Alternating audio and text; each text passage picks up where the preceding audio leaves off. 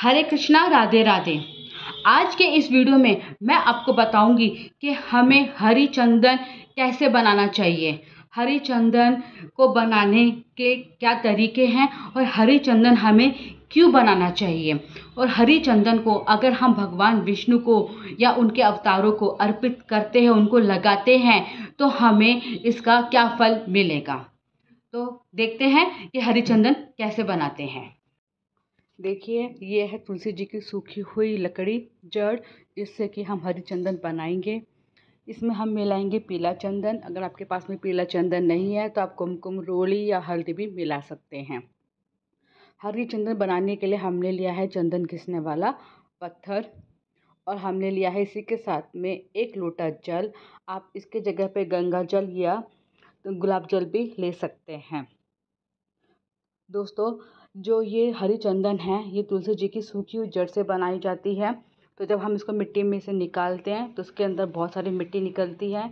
तो सबसे पहले हम इस जड़ को साफ़ पानी से अच्छी तरीके से धो लेंगे, जिससे कि इस जड़ में लगी हुई सारी मिट्टी हट जाए। देखिए कितनी साफ़ तरीके से धुल चुकी है ये जड़। अब हम इसको पत्थर के ऊपर घिस के हरी चंदन बनाना शुरू करेंगे। पहले हम डालेंगे थोड़ा सा पानी और हम इसको अब घिसना शुरू करेंगे।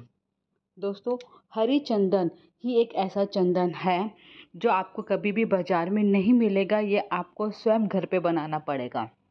और ऐसा कहा जाता है कि अगर आप कार्तिक के महीने में भगवान विष्णु या उनके किसी भी अवतार को ये चंदन लगाते हैं, तो कहा जाता है कि स्वयं भगवान विष्णु आकर उस भक्त को जीते जी एक बार गले ज़रूर लगाते हैं।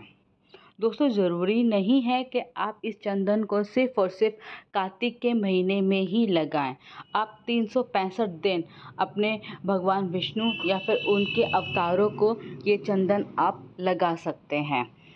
ये जो चंदन है, ये तुलसी जी की सूखी हुई जो तुलसी जी होती है, उनकी जो जड़ होती है, उससे बनाई जाती है। इनको बनाने के लिए आप हरी तुलसी का इस्तेमाल नहीं करेंगे। हरी तुलसी का उपयोग तो हम सब लोग जानते ही हैं, लेकिन कुछ लोग अज्ञानतावश जो जब तुलसी जी सूख जाती है तो उनको या तो कूड़े में या फिर खाली प्लॉट में फेंक देते हैं। तो कृपया करके आप ऐसा न करें। ऐसे करने से हमें बहुत बड़ा पाप लगता है। अगर आपकी तुलसी जी किसी भी कारणवश सूख गई है तो आप उसको जो गमले में से निकाल लीजिए, और उनके जो तने हैं उनसे आप माला बना सकते हैं, जिससे कि आपकी तुलसी माला बन के तैयार हो जाएगी। और उनके जो जड़ है, उनसे आप इस तरीके से पत्थर के ऊपर घिस कर हरी चंदन बना सकते हैं। दोस्तों, जब भी आप इस चंदन का उपयोग करें तो एक चीज़ का ध्यान रखिएगा कि ये चंदन आपको शिव परिवार के ऊपर इस्तेमाल नहीं करना है। ये चंदन भगवान विष्णु, राम, श्री कृष्ण, हमारे जो लड्डू गोपाल होते हैं, जो ठाकुर जी होते हैं, सिर्फ़ और सिर्फ उन्हीं के ही ऊपर इस्तेमाल किया जाएगा।